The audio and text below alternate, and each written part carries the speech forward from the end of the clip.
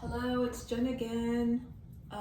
Today is February 15th, 2021.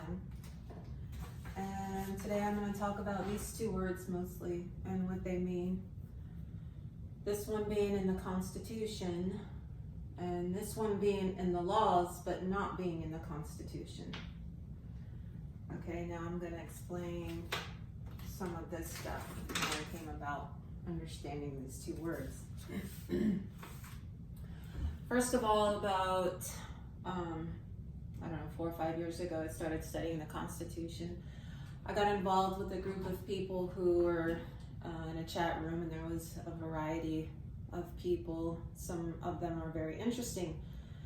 There were a couple of older men who were or are 32-degree Freemasons.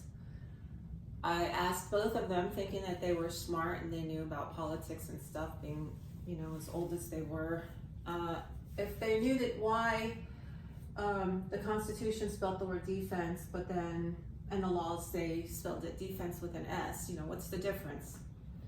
And they told me that the founders didn't know what they were doing, and that when they spelled the word with a C, they misspelled it. So the answer really didn't sit right with me, because the founders, I felt, were very smart and they knew exactly what they were doing. Whether they did things on purpose to be vague or subvert people's rights or what have you, I don't know. But one thing I did know is that they were very intelligent. They were very well educated. Also, I knew that some of the founders were Freemasons, so when these two people told me this, I kind of believed what they said, but I let it go for a while, and then I eventually came back to it. But the founders had quite an extensive education. Some of them spoke Greek, some of them spoke Latin, some of them spoke French, some of them spoke Italian, German, and some of them spoke several of these languages, and all of them, of course, we know, spoke English and wrote English very well. I found that Thomas Jefferson was friends with a Rockefeller who lived in France and was he owned a vineyard, so he was a winemaker. And Thomas Jefferson would go there and visit him, and they would hang out and, party or whatever. Talk about banking, most likely. So this word defense comes from Old French, which is originally Norse, and it meant to fortify. And this is the word that they have in the Constitution. The word written in the laws was changed, and they changed it to defense with an S, and defense with an S is Latin for vengeance. So it would make sense that being that the Constitution has nothing in it which talks of vengeance, it only speaks of fortifications through the word defense. So it makes sense that they would use this word as opposed to this word, because they knew that there was a difference, this being Latin and them speaking Latin, and this being French, Old French, and them being able to speak Old French. A couple other things is that they were very familiar with DefenSe's Law of Nations. They mention it in some of their writings. I have two documents here, two different editions of DefenSe's Law of Nations. And this one is the one, I think, this one is the one. So in here, I think it's part 1, it's page 86, so I'm pretty sure it's part 1, chapter 14. It says, the third object of a good government, to fortify itself against external attacks. Okay, so to fortify, not to seek vengeance, because this is bad. This is a negative. This is a negative word with a negative connotation. It means revenge.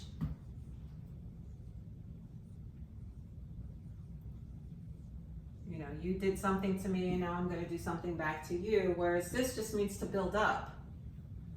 Okay, so you can defend yourself if you are attacked. If someone tries to seek vengeance on you, you're fortified. Okay, so the founders did not write the Constitution, in my opinion, as a document to be used to seek vengeance or revenge against people, but instead to be able to fortify itself. And we see that in Title 4, Flag and Seal, Seat of Government and the States.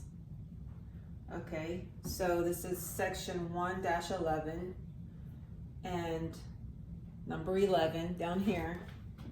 Assent to purchase lands for forts. Okay, President of the United States is authorized to procure the assent of the legislature of any state within which any purchase of land has been made for for erection of forts, magazines, arsenals, dockyards, and other needful buildings, without such consent and having been obtained. And it's RS section 1838. Okay, so forts, they definitely meant fortify, not vengeance. So let's make sure that we understand that this was not the founders' intent. Okay, that was not the intent. But everything you look at in the laws these days that have been written and for a long time are defense with an S. That's all unconstitutional. Let's look at some other stuff. I try to give stacks of things that I've come across in my videos, and still people say, well, that's not enough proof. So I've got several things here. So the law of nations is what nations use by. It's a guideline on how they are to set up their nations and what it looks like to set up a good, strong nation. Now, if nations were all set up with the idea that they can all seek vengeance on each other, then we're just going to be a world at constant war. DefenSe, who is French, defense, fortify, French, old French, DefenSe, who's French, recognized that to fortify is good, okay?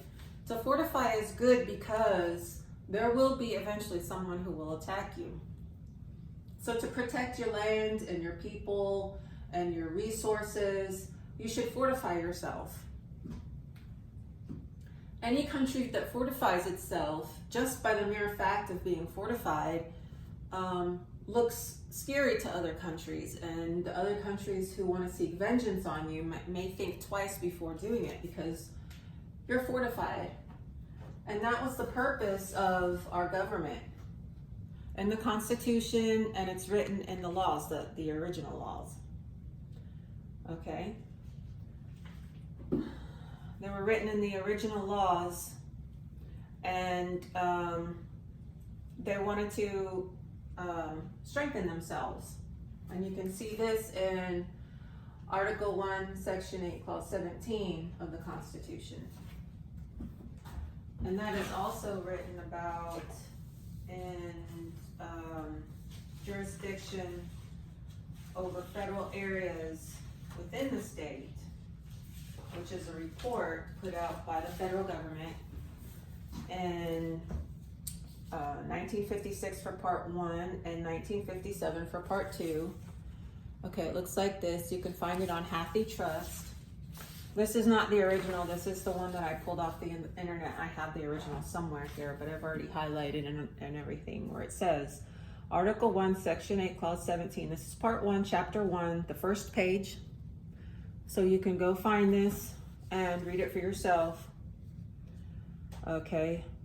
Of the Constitution of the United States, the text of which is set out in Appendix B to this report provides in legal effect that the federal government shall have exclusive legislative jurisdiction over such area not exceeding 10 miles square, that's the seat of government, and like authority over all places acquired by the government with the consent of the state involved for federal works.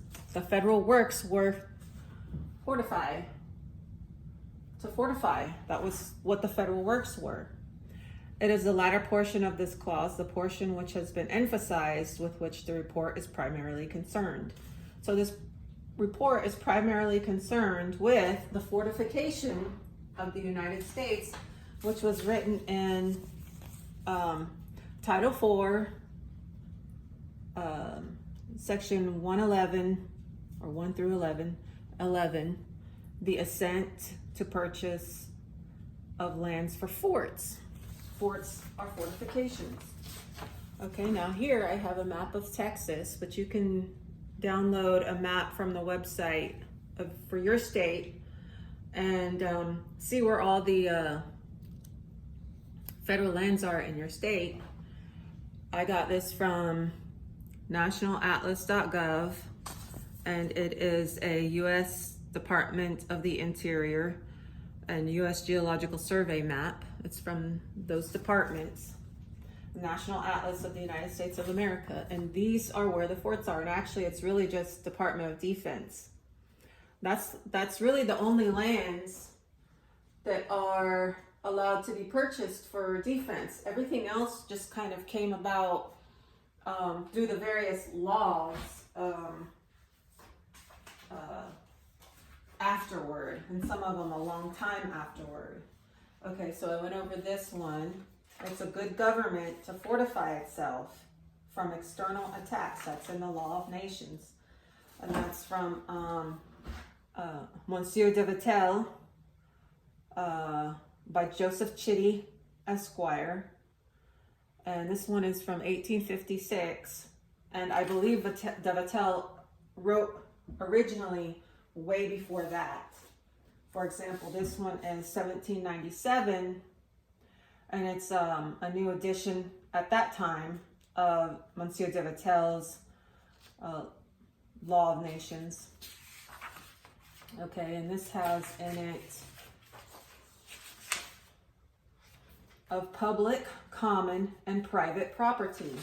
Okay, so public property are these areas, okay, the federal areas for forts. That's public property. Common property is like the highways where they have concurrent jurisdiction. Let's see, concurrent jurisdiction from the General Services Administration's manual on writing contracts. So they have employees who write contracts for building these buildings and other fortifications. Of course, now they've extended that to include a whole array of new things such as banks. But for concurrent legislative jurisdiction, it says this term is applied in those instances where in granting to the United States authority, which would otherwise amount to exclusive legislative jurisdiction over an area, the state concerned has reserved to itself the right to exercise concurrently with the United States all of the same authority. So what it's saying in these various jurisdictions is that when the United States was created by the states, all the states agreed to give some land up for the fortifications, for the forts, for defense, right? It makes sense that every state would want to participate in something like that, because if you're attacked, all the other states will come and assist. whether it be through troops, supplies, weapons, and now the Army, the Navy, Air Force, all those things. They can go and they can help, and they do that through a central command, which is the seat of government, Washington, D.C. So in order for them to move around from state to state and fort to fort, they had to come up with another jurisdiction where they could use the roads. Okay, but in these areas, the seat of government, being Washington, D.C., they have exclusive legislative jurisdiction. That means they're the only ones that can make the laws for these areas.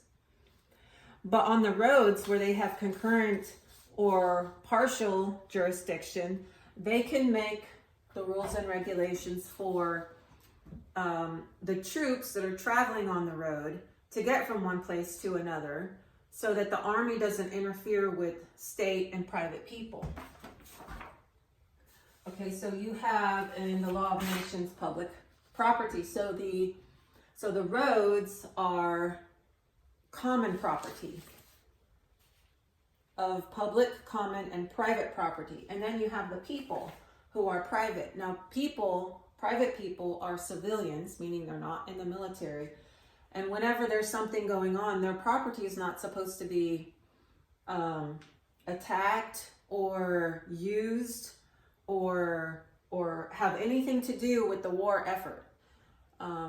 Vessels, I believe, private vessels can be called in for war purposes.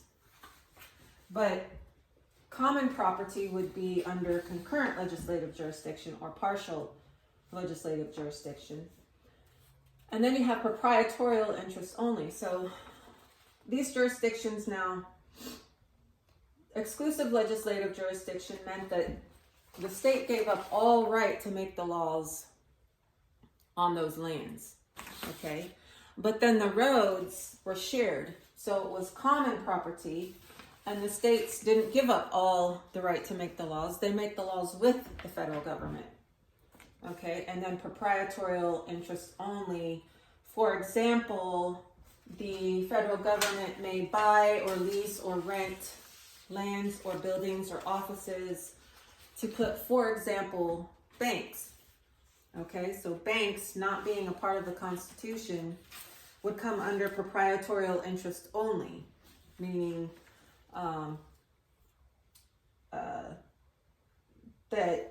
that land can just be taken back. So you have the federal government having exclusive legislative jurisdiction over the federal lands, and then shared jurisdiction over the state lands that the federal government is using.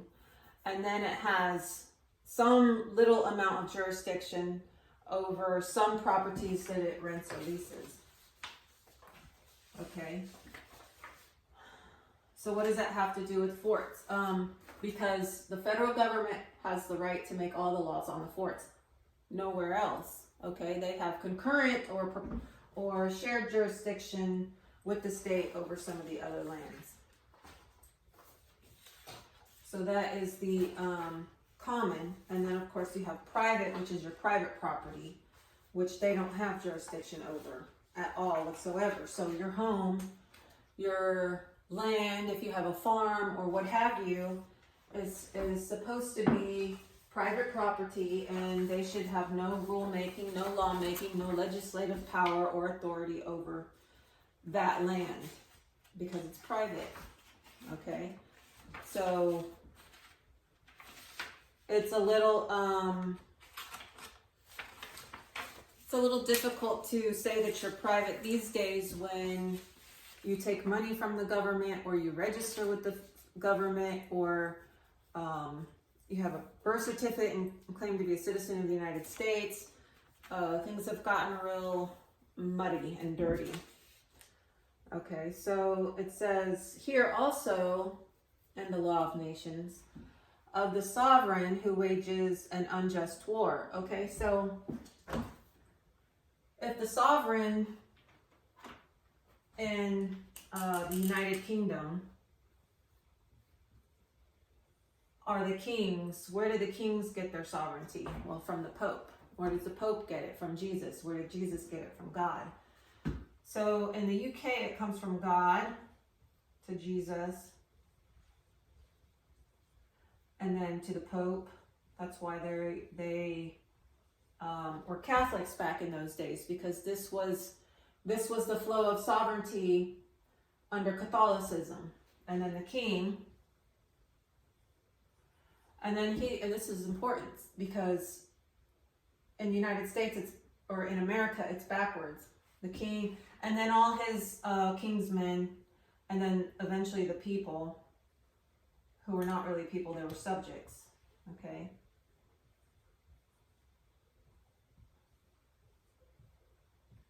And that's why when they left here, they had separation of church and state, and they built the government from the bottom up. So it was God,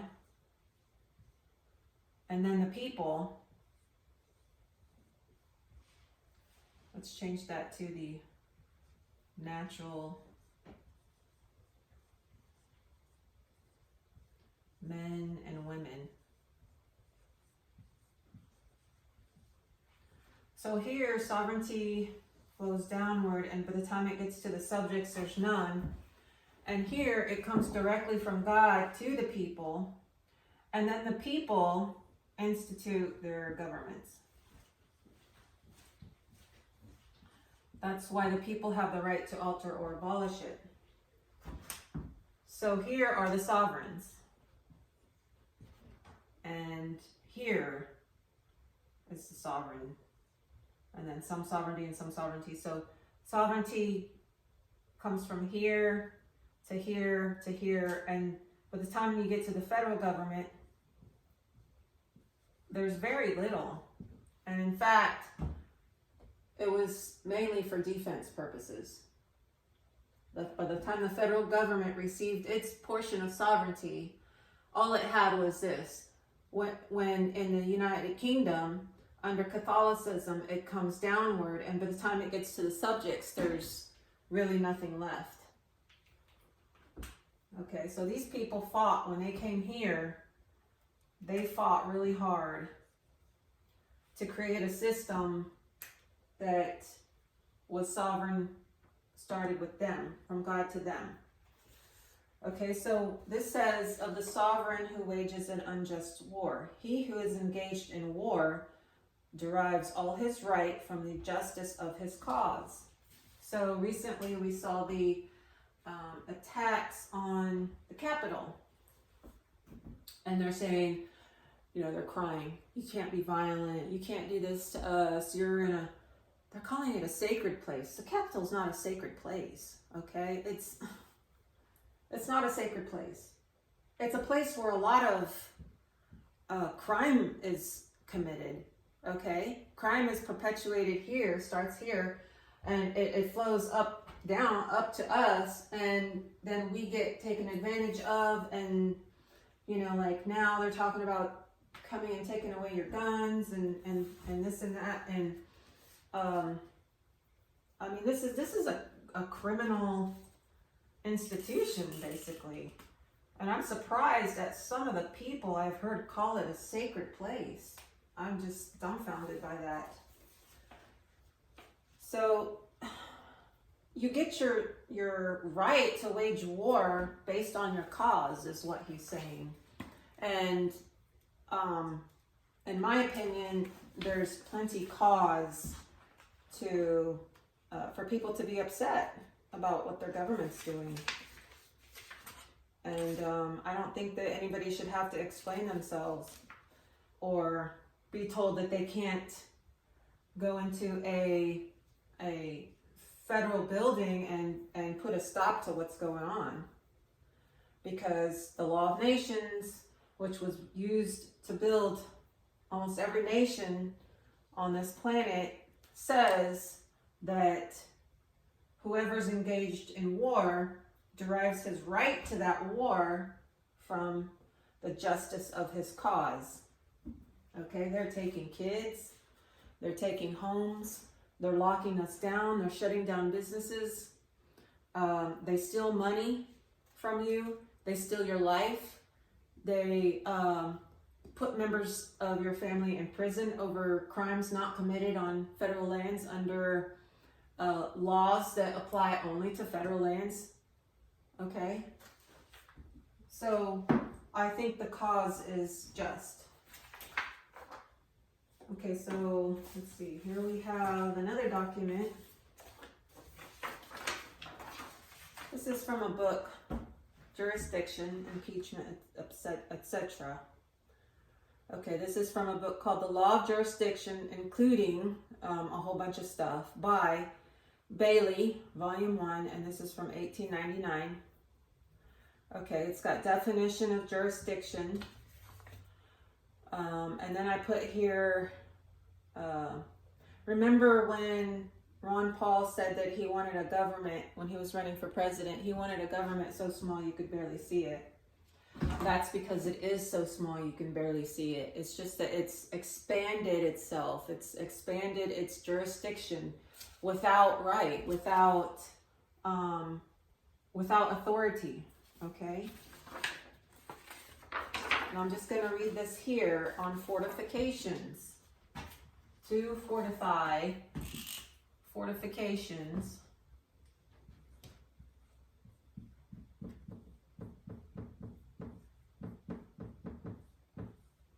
Okay, forts. Which includes arsenals and dockyards and army and navy people to run it. Okay, it says, since the demurrer admits all the facts alleged in the declaration which are properly charged and denies that those facts create any obligation in law, it must be taken as true that James Maurice was in fact appointed an agent of fortification on the part of the United States, that he received large sums of money in virtue of that appointment, and has failed to apply it to the purpose for which he received it, or to account for it to the United States. So what it's saying is that there was a guy, and he received some money. He was on this fort. He received some money, and the money was supposed to go to maybe a variety of things that were for fortification purposes, such as the public salary. Okay, so this is 1939, the Public Salary Act relating to the taxation of the compensation of public officers and employees working on forts or the seat of government, or to build things, or to pay for infrastructure, to pay for,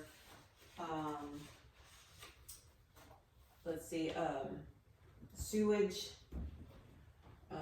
clean water, you know, all the things that you would need in a city, or a town, or a state, okay? So he was paid, and then he didn't use the money the way he was supposed to use the money, and so he got in trouble. And this was a case where they're saying that he can't account for all the money that he took. And he took the money and he didn't use it properly. An agent of fortification, so he was like the accountant for the fort. Okay, so now we move to, let's see, Justice, the writings of Chief Justice Marshall on the Federal Constitution. Okay, let's see, what do I have in here?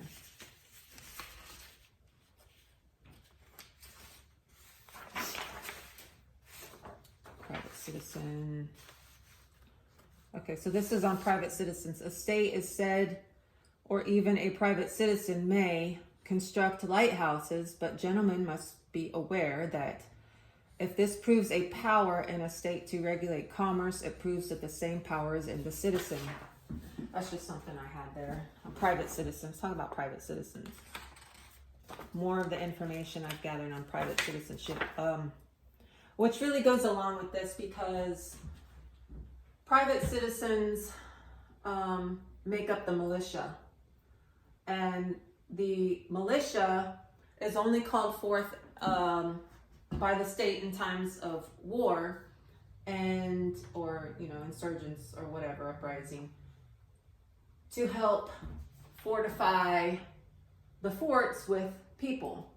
So the regular employees that are there all the time, the officers on post, are supposed to be the officers and employees on post. They're not private citizens, they're public citizens. And private citizens make up the militia, and that's why they were called privates. Okay, so here we're looking at a case law. It's from Yes We Scan, the federal cases, 26 Fed Case 77. Somebody sent this to me. Case number 15,747, United States v. Maurice et al. 2 Brock 96, Circuit Court, District, Virginia, May term 1823.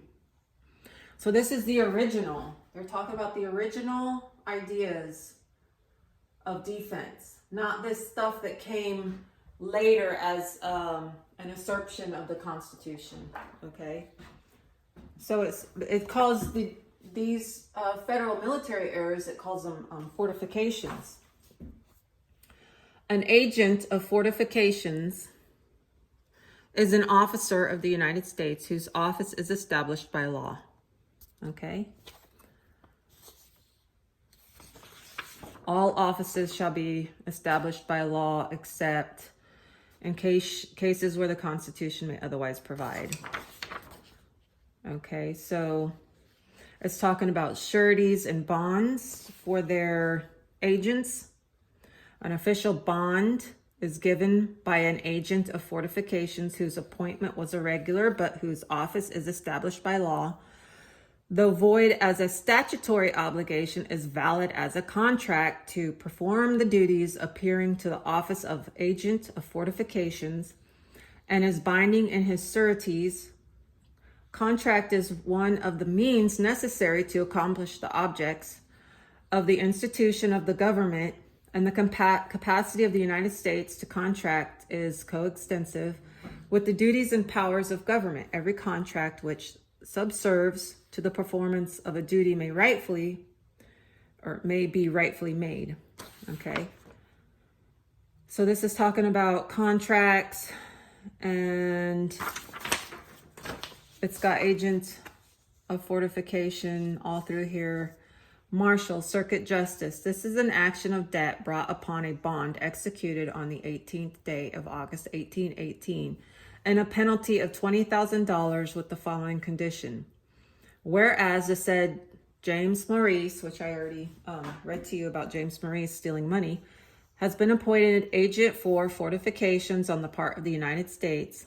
Now, therefore, if the said James Maurice shall truly and faithfully execute and discharge all of the duties appertaining to the said office of agent as aforesaid, then the above litigation to be void, etc.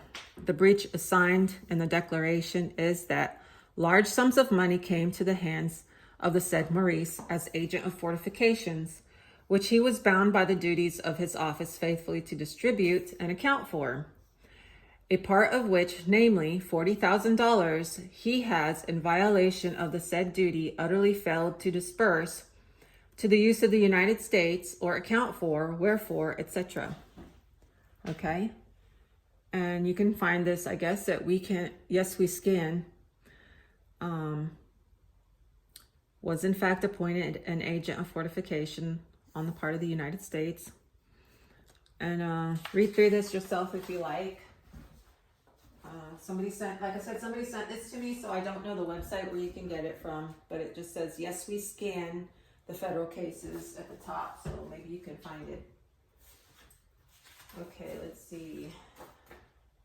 I read this one. This was from the executive documents, page 15, document number 35, where it talks about connection with fortifications, approach to New York City. There's also something I found in the titles where Rockefeller had some land in, I think, Maine or Maryland, and he sold it to the federal government. And when he sold it to the federal government, he had to give up all his rights to it so that the federal government could start legislating and making laws for it, exclusively of the state. Okay, so we got this one. This one's on happytrust.org. This one, if you want it, the writings of Chief Justice Marshall, and it's got some stuff on private citizens. When a government becomes a partner in any trading company, it divests itself, so far as concerns the transactions of that company, of its sovereign character, and takes that of a private citizen. So when the government does business with corporations, it loses its sovereignty and becomes characterized as a private citizen. So it doesn't have those constitutional rights. People say, well, you know, when you get involved with the government, you have constitutional rights. And I'm telling you, no, you don't, because once the government is doing business with a private corporation, when they're dealing with that business, they lose their sovereign power and they become the same as a private citizen. Okay? So we have jurisdiction. This is the law of jurisdiction, including impeachments and etc. by Bailey, Volume 1, 1899. It talks all about jurisdiction. You can read about it. It's got the Maurice case, agent of fortification. Okay. We have the law that I just read. We have the Law of Nations by Joseph Chitty Esquire, 1856. We have jurisdiction over federal areas within the states, and it talks about jurisdiction. Okay, it talks about jurisdiction, the right of the government, the federal government, to make laws on federal lands, or the lands that it uses to move around, or the lands it rents. And you can find the federal lands from the map. You got to download it from the internet off that website I gave you. We have the other principles of the law of nations from French Monsieur de Vattel. This one's 1797. And we have from the GSA an inventory report on jurisdictional status of federal areas within the states, because the GSA, General Services Administration, is supposed to keep track of the lands and all the property and the people and the equipment and such. And so it also has the right to make contracts for those areas, for new equipment, for services. And so they have to understand the jurisdiction in order to write those contracts and make sure that people know what their jurisdictions are. Like such as a contract coming on post to do work, they need to know what the jurisdictions are. And it has this in there because they have manuals for GSA employees on how they write the contracts. So, and here's something that they teach. So when you're citing a state statute, when you're citing a federal law, how to cite them in the contracts. Okay. And then the list of jurisdiction. There's one more on here at the bottom that got cut off, and it's called unknown. So you can find that on Happy Trust.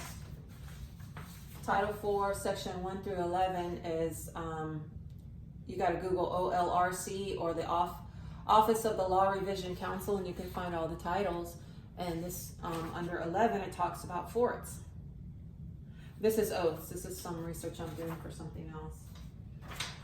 Okay, jurisdiction over federal areas within the state. We have this also at Happy Trust, where it describes exclusive legislative jurisdiction on federal lands. It's part 1, chapter 1, page 1. If you read this one page and understand what I'm telling you, you'll understand this whole thing. If you understand the one page, you'll understand the whole thing. So, land under exclusive federal jurisdiction, an island within a state.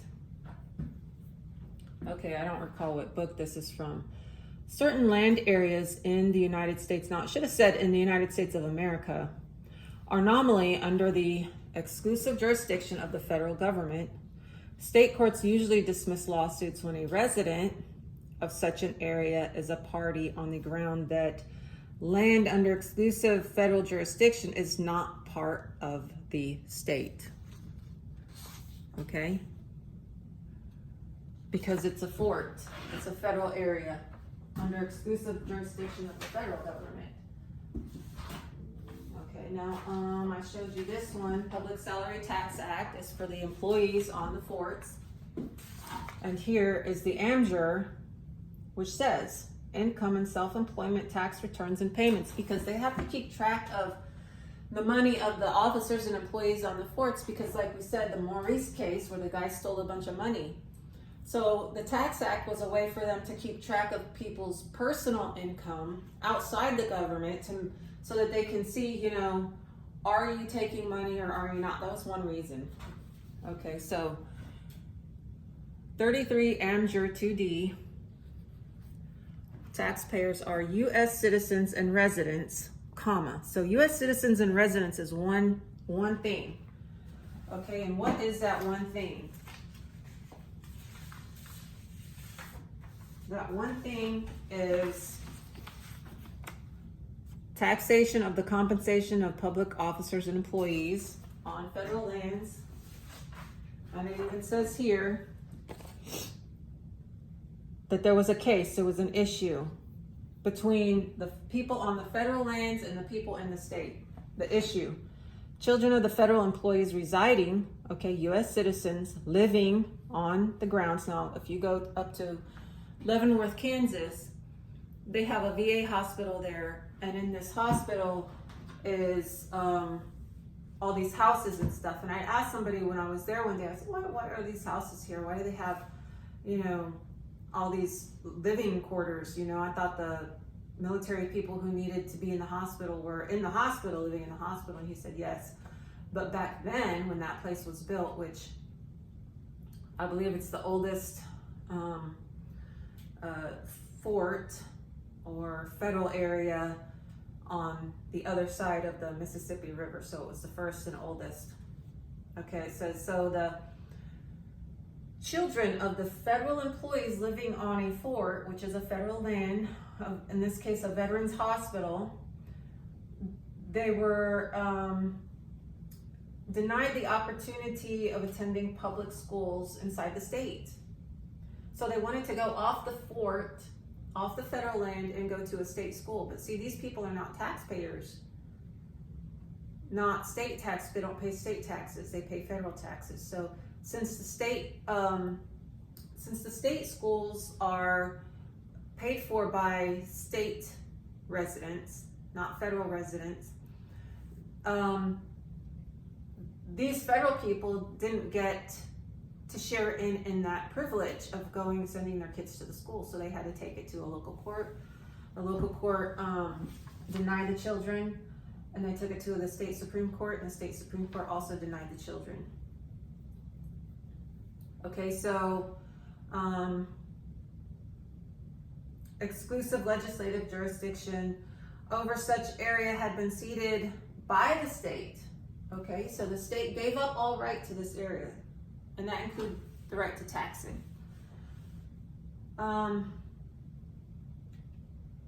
Okay, they gave it up to the federal government for the building of the forts. Therefore, these children of these employees, the federal public officers and employees weren't entitled to the privilege of state residency, because they were not residents. They were on the federal lands. They were on the forts. Okay, so that's my information on fort as opposed to defense vengeance. And this is in the Constitution, This is not yet. If you look on the OLRC website, or also called the Office of the Law Revision Council, you'll find this word defense in a whole lot of the laws in those titles and codes. But this, even if made positive and enacted properly, is not part of the Constitution. This word's not in the Constitution, and we need to recognize that this word is different than this word. Okay, they have completely different meanings. This word is if you just go out and attack someone. Okay, this word is if someone attacks you and you defend yourself. And there's a big difference between the two, and we need to recognize that. And so that's the purpose of this video, to help recognize that not everything the government does is constitutional, even if it looks constitutional. And they'll lie to you and they'll say, well, they wrote it wrong, they spelled it wrong, they didn't know what they were doing, they spelled it wrong. Oh, so you took a position with a government and took an oath to uphold and defend something, and then you're turning around and telling people that something in it was wrong, and so you don't have to follow that, right? That's wrong. So I hope you got something out of this video, and I would greatly appreciate it if you subscribed and liked and shared, especially sharing, because more people need to see this stuff and be aware of the lies being told and the manipulations being done. And this has been done by many people throughout time in a lot of different ways, even Rockefeller. And I say even Rockefeller, but people like Rockefeller have done this a lot to get what they wanted. And Rockefeller was the first billionaire in America, but he did it by acts of vengeance, manipulation, deceit and lies, various tactics that one would use to stomp on other people to get ahead. And that's basically what it appears to me that our government is doing. It's lying to you, because they can say whatever they want, but what they write is something different. And they have written this word in a lot of the laws. So be aware of what you're looking at and try to see if you can scrutinize some of the other things that they say and that they write, and use your brain and be prudent and be reasonable and thoughtful. Okay, and let's solve this problem. Looks like now Biden wants to take everybody's guns away. So he really only has power and authority on the federal lands, and some power and authority over his people that are driving on the state roads. We need to be aware of this, otherwise they are going to come and they're going to take everything you own, your guns, your children. They're already taking our children, and your money, whatever they want, they're going to take it. And these are the same things that were the grievances listed in the Declaration of Independence. So let's become aware, let's become knowledgeable, and stomp on the everything outside the Constitution that they're doing. Okay, so that's it. I'm going to end this. Please like, subscribe, and share. I have no Facebook or Twitter anymore. They took it away. I have no Instagram. So I'm depending on a few people that see this to help other people out and share the video. Okay, y'all have a great rest of the day, and I will see you next time.